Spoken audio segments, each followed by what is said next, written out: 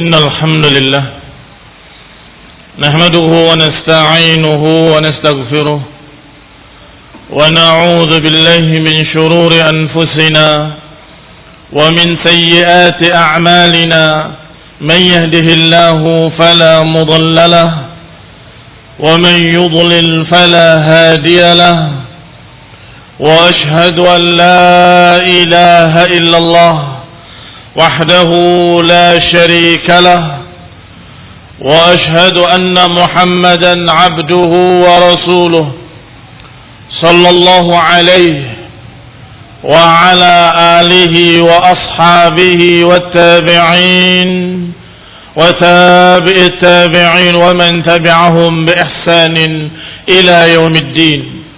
يا أيها الذين آمنوا اتقوا الله حق تقاته ولا تموتن إلا وأنتم مسلمون.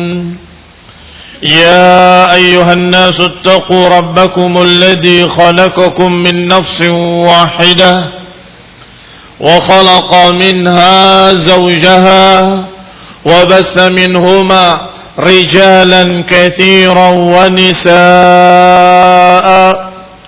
واتقوا الله الذي تساءلون به والأرحام إن الله كان عليكم رقيبا.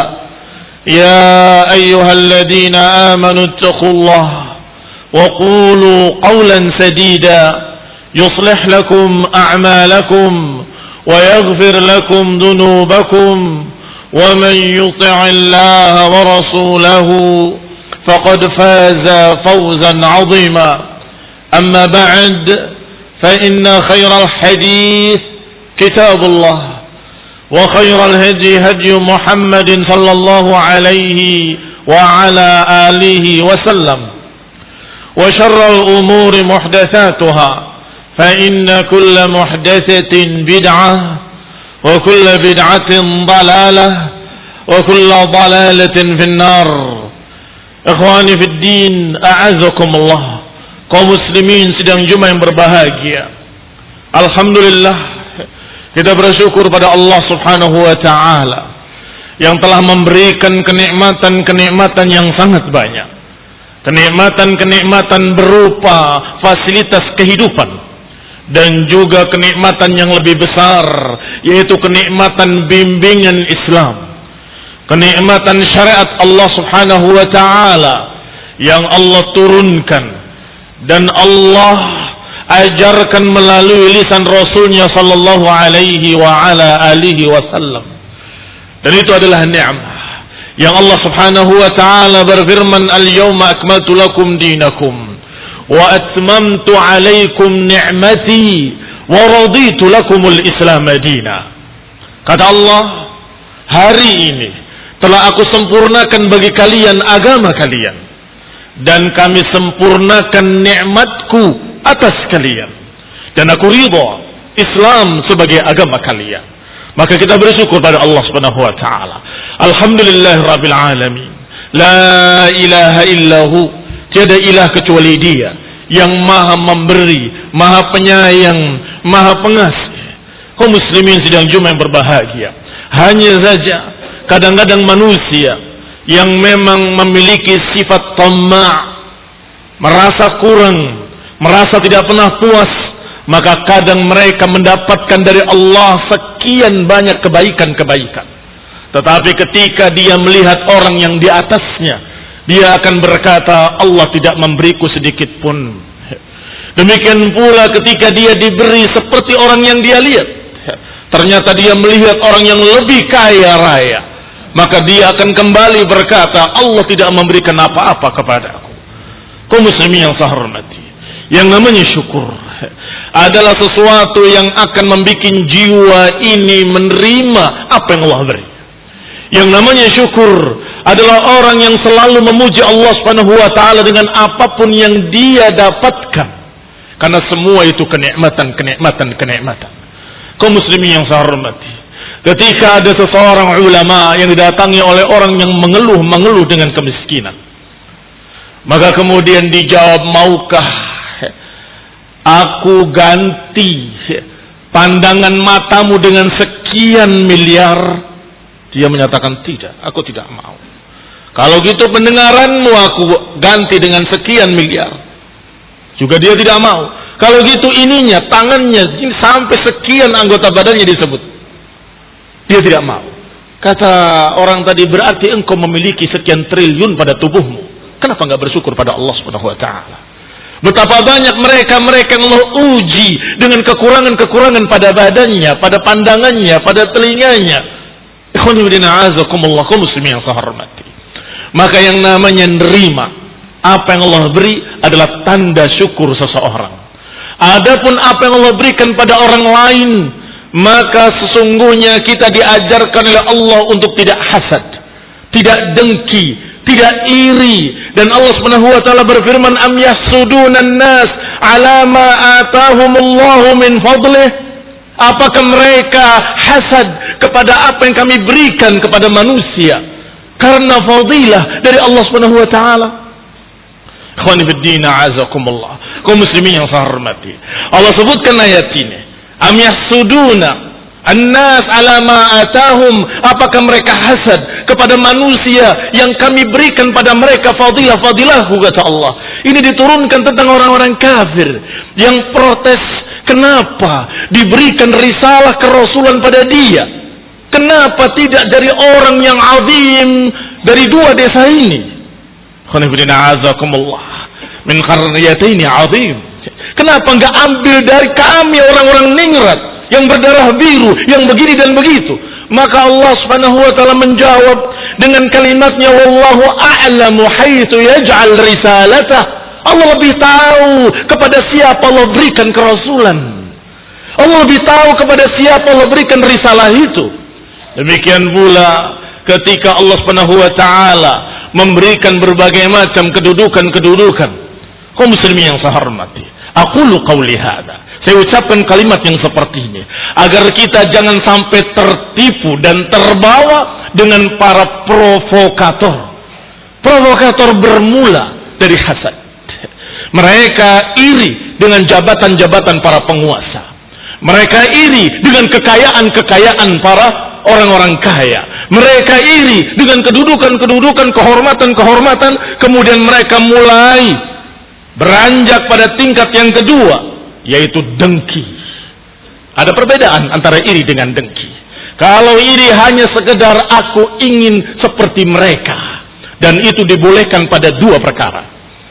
Dibolehkan pada dua perkara. Pertama, pada keimanan dan ibadah, keimanan dan keilmuan. Aku ingin seperti para ulama. Yang kedua, boleh untuk orang-orang yang kaya dan menginfakkan hartanya. Aku ingin menginfakkan hartanya seperti mereka. Tetapi kemutlakan kekayaan tidak. Belum tentu itu kebaikan buatmu. Belum tentu itu kebaikan buatmu. Demikian pula kedudukan, demikian pula jabatan, demikian pula segala macam duniawiyah, keuntungan-keuntungan duniawiyah tidak dianjurkan, tidak disyariatkan untuk iri, apalagi dengki. Adapun yang dua tadi, para sahabat datang kepada Rasulullah SAW. Ya Rasulullah, dhahaba ahlud duthur bil ujur. Ya Rasulullah, mereka orang-orang kaya mengambil semua pahala. Ini iri yang boleh. Mereka beribadah seperti kami beribadah. Mereka puasa seperti kami puasa. Mereka sholat seperti kami sholat. Tapi mereka bisa bersedekah, sedangkan kami tidak. Kaum muslimin yang saya hormati, dia ingin seperti mereka, dan ini boleh. Barakallahu fikum. Tetapi dinasihatkan oleh Rasulullah sallallahu alaihi wa ala alihi wasallam, bukankah pada tasbihah ada sedekah? Bukankah dengan kalimat subhanallah itu sedekah? Bukankah mengangkatkan barang orang lain juga sedekah? Bukankah menolong tetangganya juga sedekah? Bukankah ini sedekah, itu sedekah? Banyak sedekah yang tidak dengan harta, dengan lisan, dengan tenaga, dengan apa yang dia punya. Maka mereka pun berzikir yang diajarkan oleh Nabi. Subhanallah 33 kali. Alhamdulillah 33 kali. Dan kemudian takbir 33 kali. Sampai ketika orang-orang kaya mendengar, melakukan hal yang sama. Maka orang-orang miskin tadi kembali kepada Rasulullah. Ya Rasulullah, ternyata mereka melakukan yang kami lakukan. maka kami tidak lagi bisa mengalahkan mereka. Apa jawaban Rasulullah SAW? Ini yang perlu kita ingat dan kita pegang kuat-kuat. Dzalika fadlullahi yu'tihi man yasha. Itu fadilah Allah yang Allah berikan kepada siapa yang Allah kehendaki. Jangan protes. Dzalika fadlullahi yu'tihi man yasha. Itu adalah fadilah Allah yang Allah berikan kepada siapapun yang Allah kehendaki. Kaum muslimin yang saya hormati, sekian banyak orang terjerumus dalam berbagai macam kesesatan, ternyata ujung-ujungnya hasad, dengki. Khawarij, mereka marah ketika mereka tidak mendapatkan kekuasaan. PKI juga marah ketika mereka tidak mendapatkan kesempatan. Iri, dengki, hasad, dan itu sifat mereka. Na'udzubillah min dzalik. Setiap ucapan mereka selalu kalimatnya mereka berfoya-foya dengan kekayaan, mereka bergelimang harta, mereka begini, mereka begitu. Itu bukan kesalahan. Kesalahannya adalah ketika mereka berbuat curang, atau ketika mereka zalim, atau ketika mereka begini dan begitu. Adapun orang mendapatkan kekayaan itu bukan kesalahan, sama sekali tidak berhak untuk disalahkan. Tetapi na'udzubillah, komunis, segala macam nama-nama mereka, semuanya rata menyatakan tidak adil kalau ada orang kaya, ada orang miskin. Kami tidak ridho kalau ada orang yang kaya sedangkan kami sengsara. Harus sama, harus rata, sama rata, tidak boleh ada perbedaan-perbedaan. Apakah ini ajaran Islam? Tidak. Ini ajaran sesat komunis, ajaran sesat ateis, ajaran sesatnya mereka para tukang ngelamun. Apakah Lenin ataupun Karl Marx ataupun Mao Zedong atau lain-lainnya, sama. Komunis Cina, Soviet ataupun yang lainnya, tidak berbeda. Mereka semua sejarahnya tukang ngelamun. Mereka tidak mau kerja tapi pengen hidupnya sama dengan orang yang rajin. Dia tidak usaha tapi ingin sama dengan orang yang usahanya ulet kuat. Dia ingin disamakan padahal dia malas, ingin disamakan dengan mereka yang rajin. Fahada khayal. Biarkan mereka dengan apa yang halal. Fantashiru fil ardi wabtaghu min fadlillah. Bertebaranlah di muka bumi dan carilah fadilah Allah. Orang yang lebih pandai lebih cepat mendapatkan keuntungan, orang yang lebih rajin lebih banyak dia mendapatkan rezeki. Silakan. Itu adalah sunnatullah fil kaun.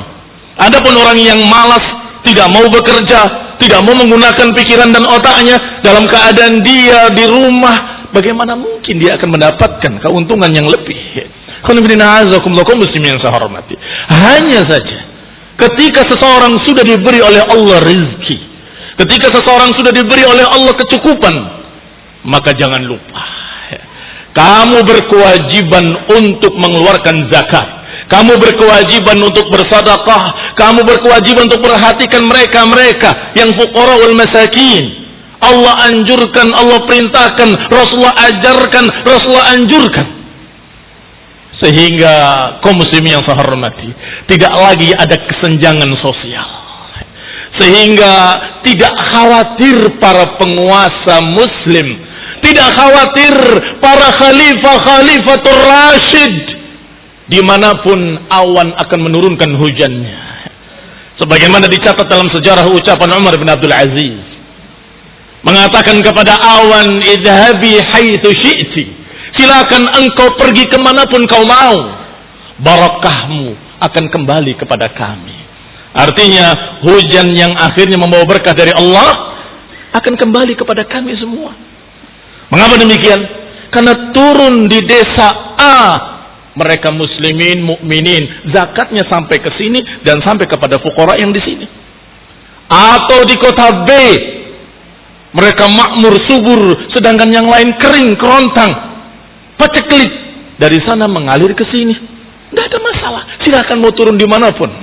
Artinya kalau ini berjalan, syariat Allah Subhanahu wa taala berjalan, syariat zakat, sedekah, memperhatikan orang-orang yang miskin, akan aman dunia dan tentram.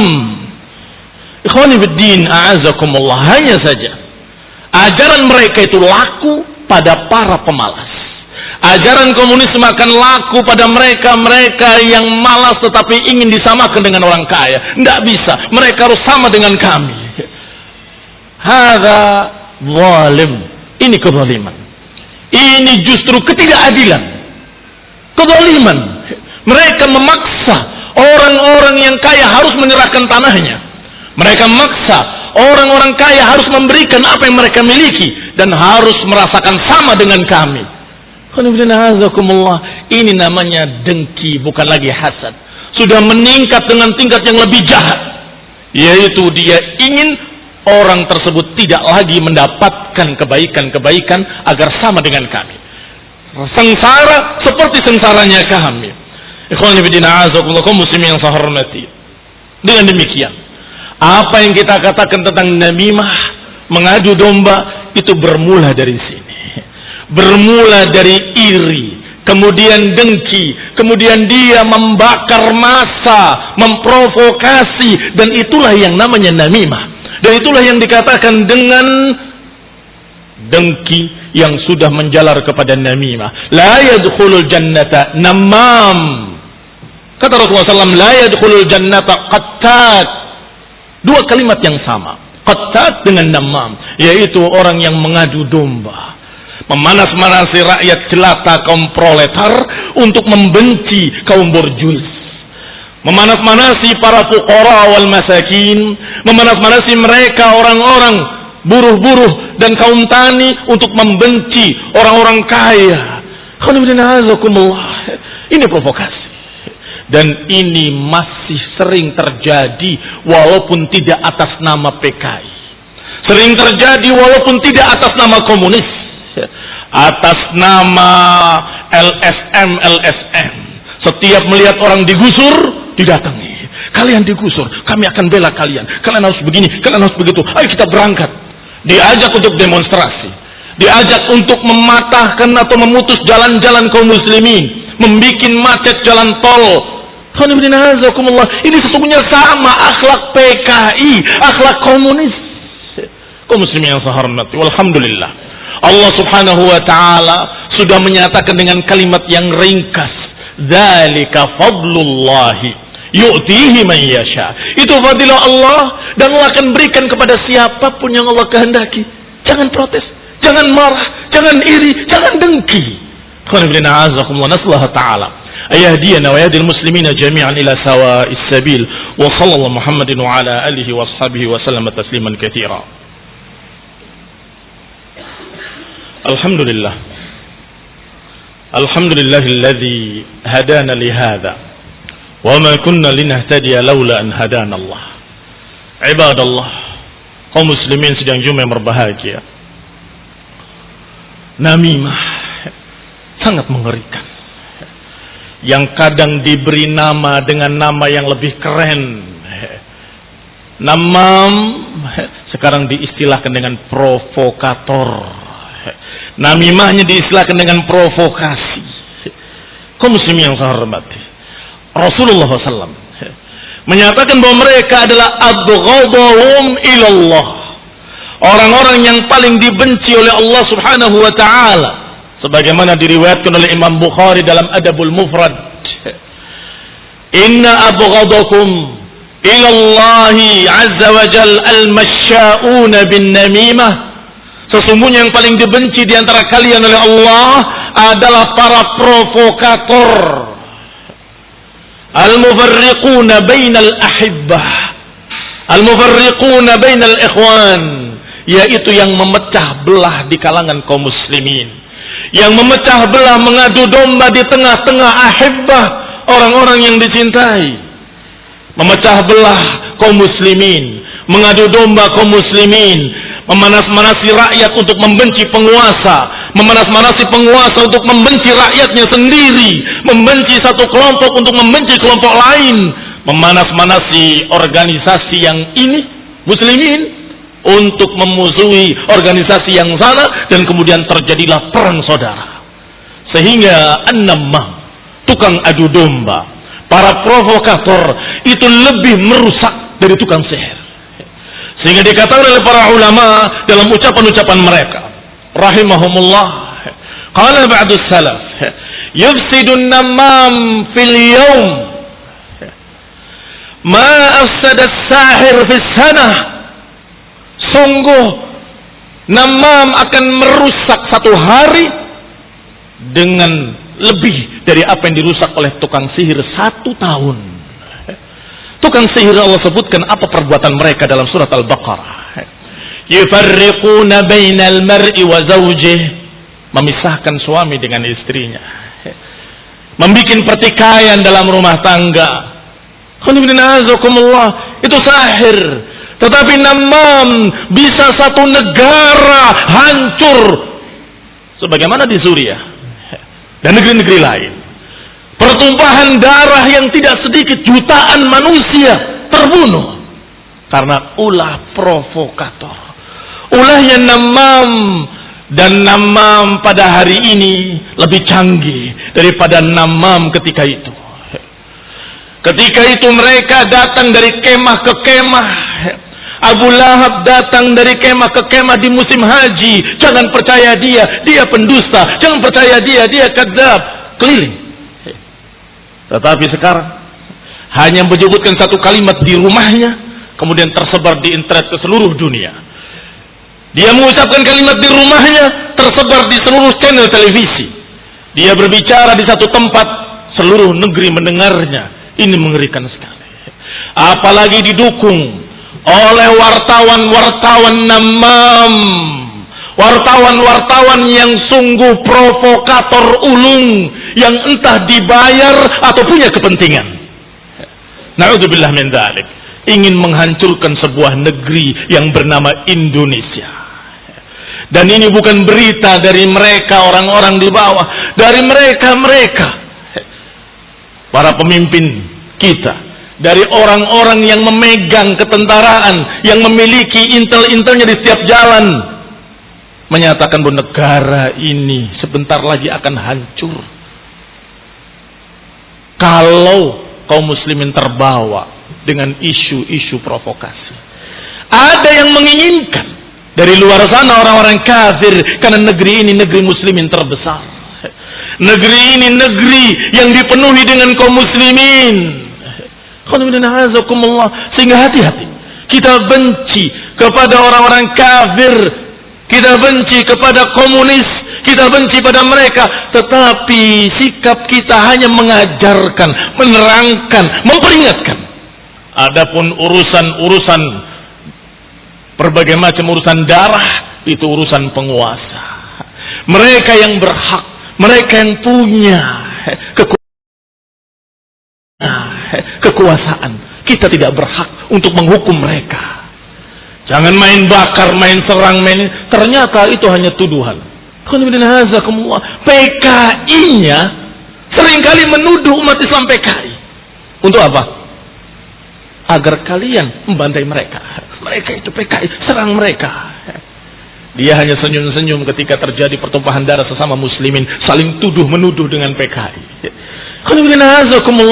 Maka apa yang kita peringatkan tentang bahaya pemikiran PKI komunis, ataupun bahaya akhlak mereka, agar kaum muslimin jangan terbawa dengan akhlak mereka, dan jangan ikut dengan akhlak mereka. Dan termasuk akhlak mereka adalah yang diistilahkan oleh dedengkotnya dengan revolusi mental.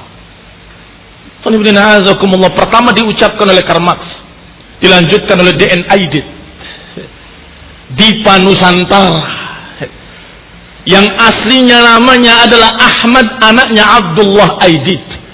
Kemudian dia mengganti namanya menjadi Dipa Nusantara. Bapaknya yang memberi nama bertanya, wahai anakku, kenapa engkau ganti namamu menjadi nama yang lain?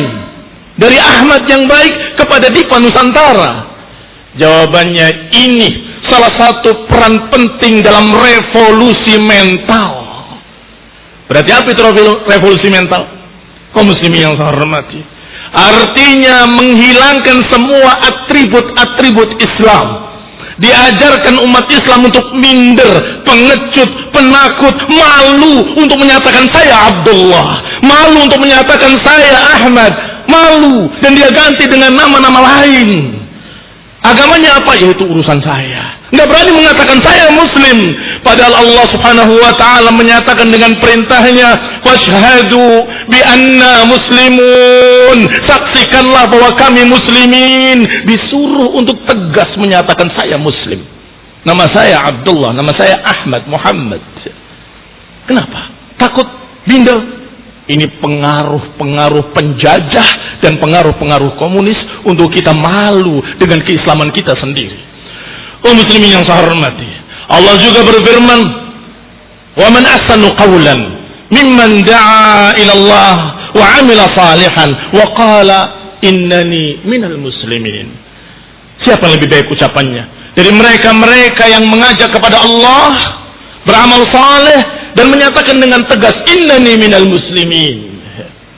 Kalau mereka berbuat seperti ini ketika kita puasa, katakan inni shaim, aku puasa. Diajarkan untuk menunjukkan, untuk mendakwahkan, menerangkan.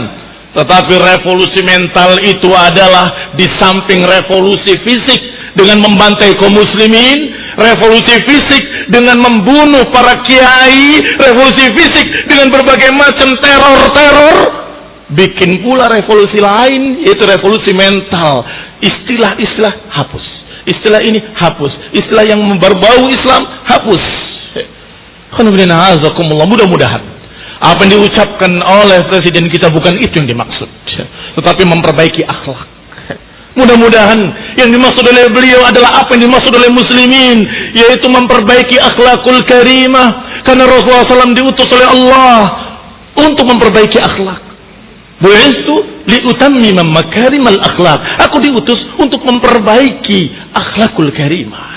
Kaum muslimin yang saya hormati, semoga Allah SWT memberikan hidayah kepada kita dan seluruh kaum muslimin, para penguasa kita dan seluruh rakyat kaum muslimin. Semoga Allah berikan petunjuk pada kita dan mereka. Semoga Allah memberikan kepada kita dan mereka taufik ila tauhid was sunnah, dan semoga Allah menyatukan seluruh kaum muslimin di seluruh dunia di atas kitab was sunnah, di atas tauhid was sunnah, dan semoga Allah Subhanahu wa taala memenangkan kaum muslimin, memuliakan kaum muslimin, memberikan izzah kepada Islam dan kaum muslimin. Amin. Wa sallallahu Muhammadin wa ala alihi wa ashabihi wa sallama tasliman katsira. Subhanakallahumma wa bihamdik, asyhadu an la ilaha illa anta astaghfiruka wa atubu ilaik. Wa aqimus shalah.